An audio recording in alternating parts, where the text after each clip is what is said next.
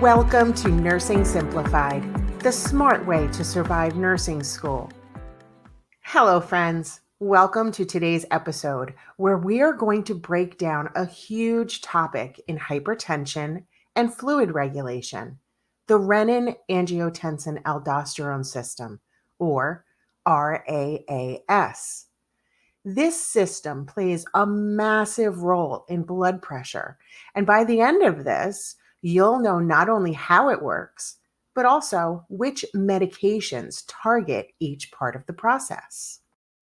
But before we do that, I would love for you to stick around for future videos. So take a moment to like this video, hit that subscribe button, and turn on notifications so you always know when I upload a video. By taking a moment to do these few little things, you will not only see my latest videos, but it will help the YouTube algorithm so other people can find my videos just like you. And the more people that find my channel, the more videos I can make. Okay, now that that is out of the way, are you ready? Let's dive in. The first concept we need to understand is exactly what the Renin Angiotensin Aldosterone System, or RAAS system, does. Well, the RAAS system is meant to raise blood pressure in the event that it's too low. It is a protective measure to make sure that we maintain hemodynamic stability. In other words, to ensure that we have enough pressure within our vessels to get oxygen and nutrients to all of our organs. And this will be super important to remember when we talk about the pharmacology.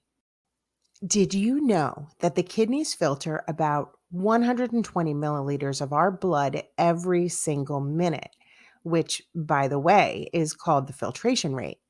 A round of applause for the kidneys, please. They work really hard. Well, when that filtration rate decreases, that means we have a decrease in blood volume or blood pressure. The kidneys know that we need a certain level of blood pressure to provide nutrients and oxygen to all of our organs. So, when the blood pressure drops, the kidneys produce a substance called renin and send it to the liver to start the process of correcting the problem. And that is where we're going to start. Now that we understand the purpose of the RAAS system, let's go for a swim. Let's zoom in to the beginning of our not so lazy river and meet up with the liver, just kind of casually hanging out. Once renin meets up with the liver then starts releasing angiotensinogen into your bloodstream. Now let's break down the word angiotensinogen. Angio has to do with blood vessels. Tensin sounds like tension, and that's exactly what it means. And ogen always means something that is inactive. So the liver begins to release this substance that has to do with blood vessel tension, but it's inactive. So at this stage, the substance called angiotensinogen is inactive and it has no idea what to do. It's very confused. But our angiotensinogens see a life raft and they don't want to drown, so they jump into the raft and go for a ride down the river until they reach our hero, the kidney.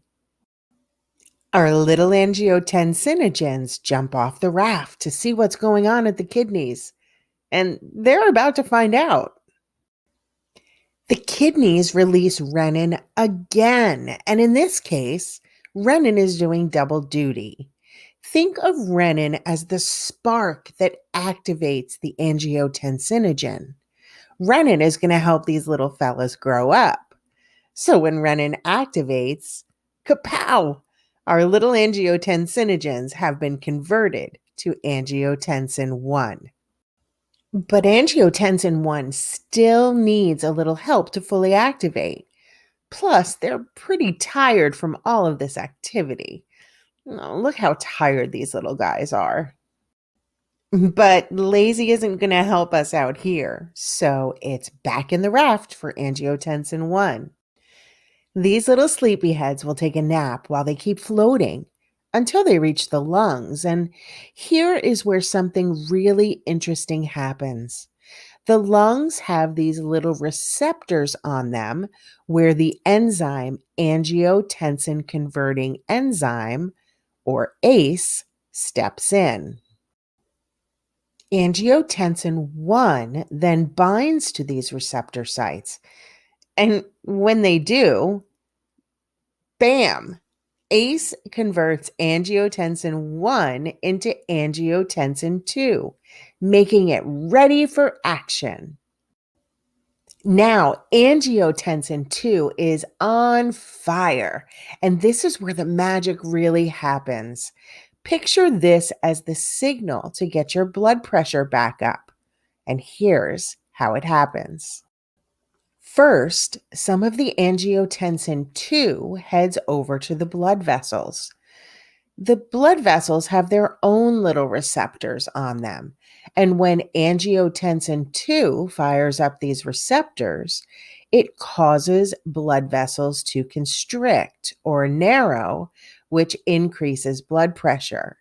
This is like squeezing a garden hose to make the water pressure stronger. But that's just the start. Some of the angiotensin 2 also travels to the adrenal glands, which sit right on top of the kidneys. Angiotensin 2 tells them to release aldosterone. Aldosterone's job is to help the kidneys hold on to sodium and water, which increases blood volume and, you guessed it, raises blood pressure.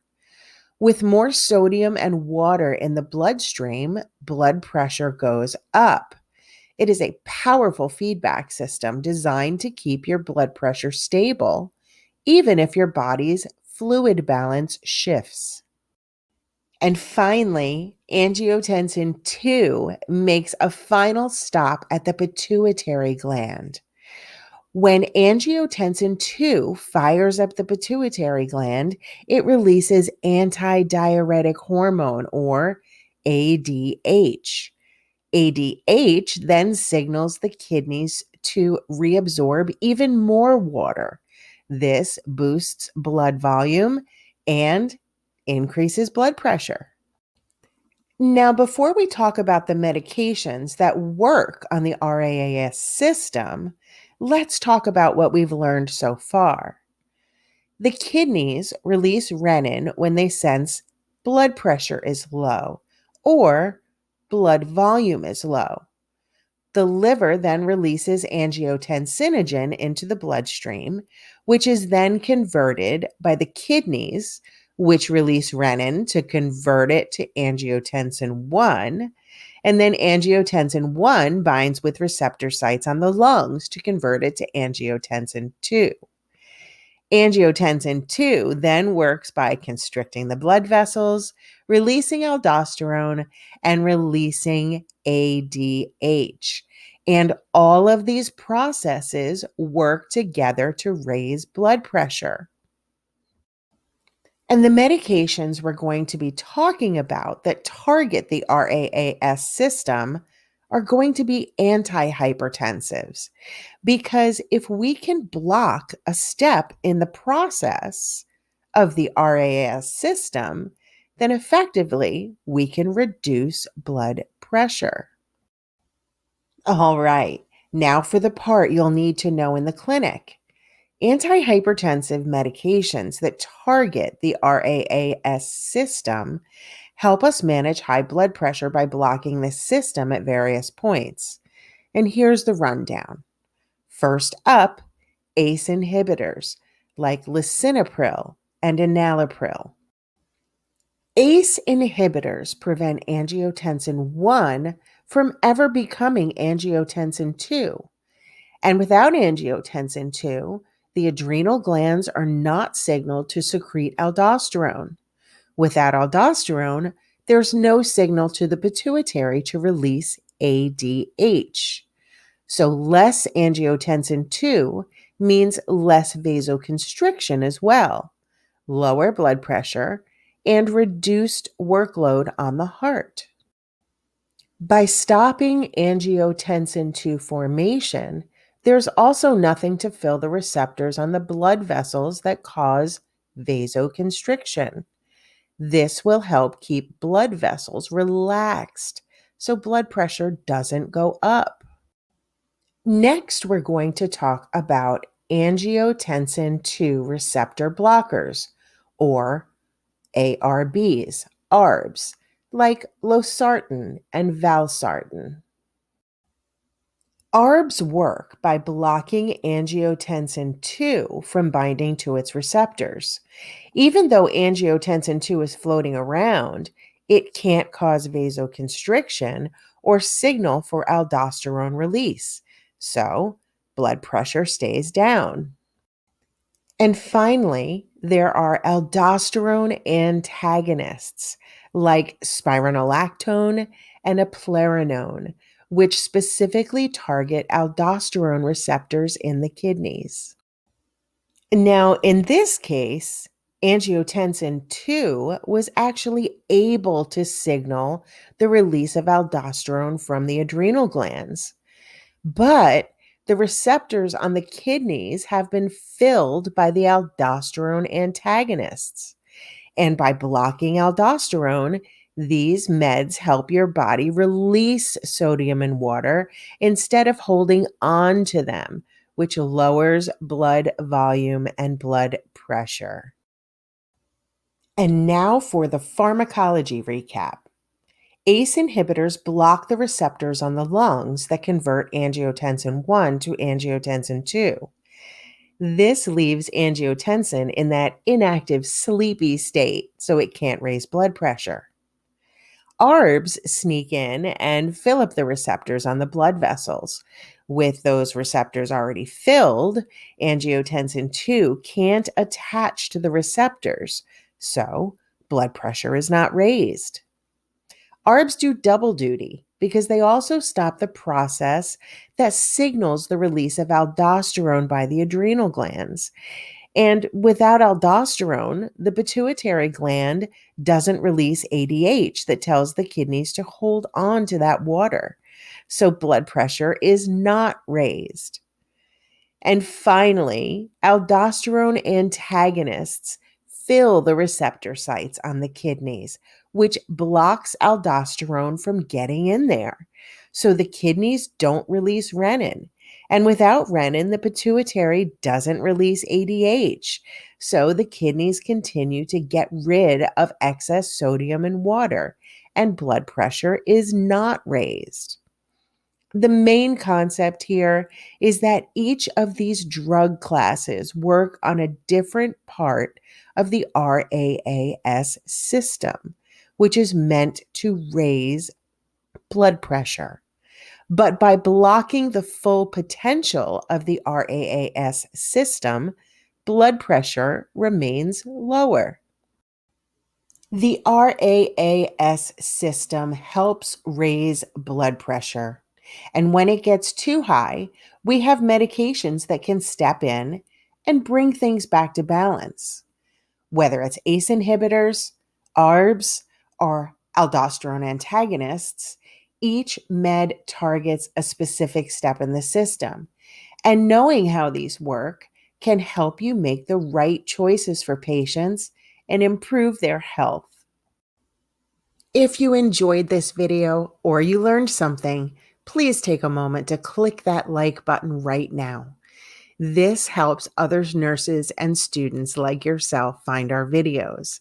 And don't forget to subscribe to our channel and hit the notification bell because you don't want to miss what is coming next.